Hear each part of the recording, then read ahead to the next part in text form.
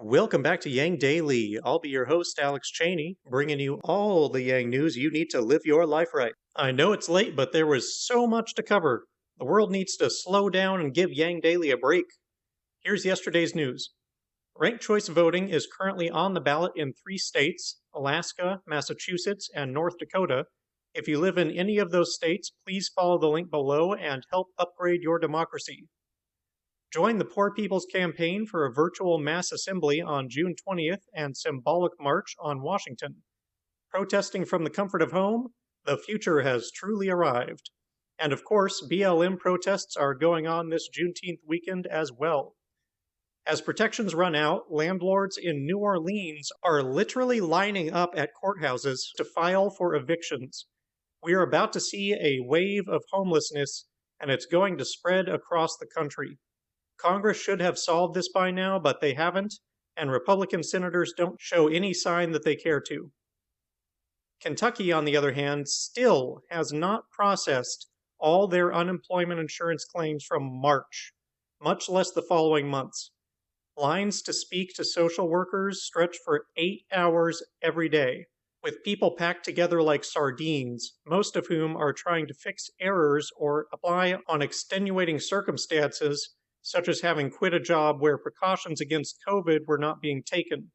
It's so bad that the city is putting up covered walkways to shade the people waiting in line. For the love of God, when you are erecting temporary structures to accommodate the failure of your bureaucracy, it's time for a new system. And this is the system Congress chose to use to distribute aid in an emergency when they could have done UBI instead. The incompetence is palpable. John Bolton, following his resignation from the Trump administration, has written a book on his experience in office, which is soon to begin selling. It's already been picked up by numerous reporting agencies who are releasing excerpts. Meanwhile, Trump is using the Department of Justice to try and block the book's release, claiming it contains confidential information that could threaten American lives. National security, the usual when the government wants something drowned. Choice bits like Bolton saying that Trump lobbied China to help him win re-election by pandering to swing states by getting China to buy agricultural products in bulk are already causing an uproar, while many Democrats question why Bolton didn't come forward with this information during the impeachment trial. Never a dull moment when Trump's involved. Also, never a lack of accusations of treason. Meanwhile, Lindsey Boylan stirred up her own controversy at the New York debates. While I was relatively impressed with both her and Herzog as far as policy, Lindsey was overtly rude toward both her competitors during the debate, and on Twitter blocked a ton of Yang Gang, many of whom had not even had any contact with her. Not a winning approach, Lindsey. Both of the officers in the shooting of Rayshard Brooks have now been charged. Garrett Rolfe is being charged on 11 counts: felony murder, 3 counts of aggravated assault with a deadly weapon, criminal damage to property, violation of oath, and aggravated assault. The district attorney says Garrett kicked Rayshard Brooks while his partner stood on Rayshard's shoulders after Brooks was shot. They also never read him his rights or even told him he was under arrest. Back to Kentucky, Breuer's campaign released a letter detailing their strategy and argument for them winning the primary and general. I was hoping this would contain some real hard evidence that they have a chance in the primary, but unfortunately, it did not, which means that they probably do not have that evidence. Saying you're the best candidate to win rural votes, which are 3/4 of Kentucky votes, is great for the general. It does overlook the issue of name recognition. But that doesn't help much in the primary, where, if I'm not mistaken, the vast majority of the votes will be from the big cities, which the campaign doesn't even pretend to have a shot at winning. Basically, there was nothing to refute the completely one-sided poll that Booker put out. If Mike were the nominee, I'd feel good about it, but the unfortunate reality is, if you can't win the primary, you can't win the general. I think that Mike and Booker working together could win the general. What we must avoid at all costs is Amy winning the primary, because she's a certain loss to Mitch. And from what I'm seeing, that's exactly where we're headed right now, with both Mike and Booker staying in the race. They really need to come together and pick one right now, or we're all facing 6 more years of McConnell. I hate having to make these arguments, but the stakes are too high to be playing around with the outcome. And the behavior of both Booker and Mike, as far as this so far, has been really sad and disappointing to me. Humanity Forward endorsed 2 new candidates in New York, Ron Kim for District 40, and there's no way I'm not going to mangle this name, but here goes, Yelaine New of District 65. This adds to those they've already endorsed in New York, Jeremy Cooney, Nate McMurray, and Costa Constantinides. What a field.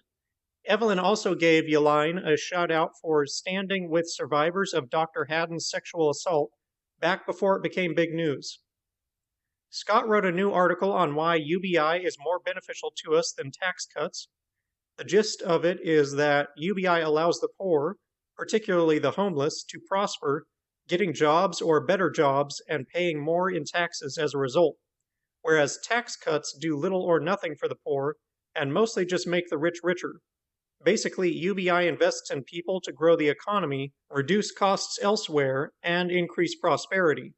Might want to bookmark it for when you run into that objection. Andre Adam, a high school student, wrote an article on why UBI would be superior to Canada's Emergency Benefit Program, specifically that UBI wouldn't provide the disincentive to work and opportunity for fraud in that regard, as CERB does. Basically, the same issue we're having here with the bonus UI. Maybe we need to send our senators back to high school so they can gain some of this wisdom.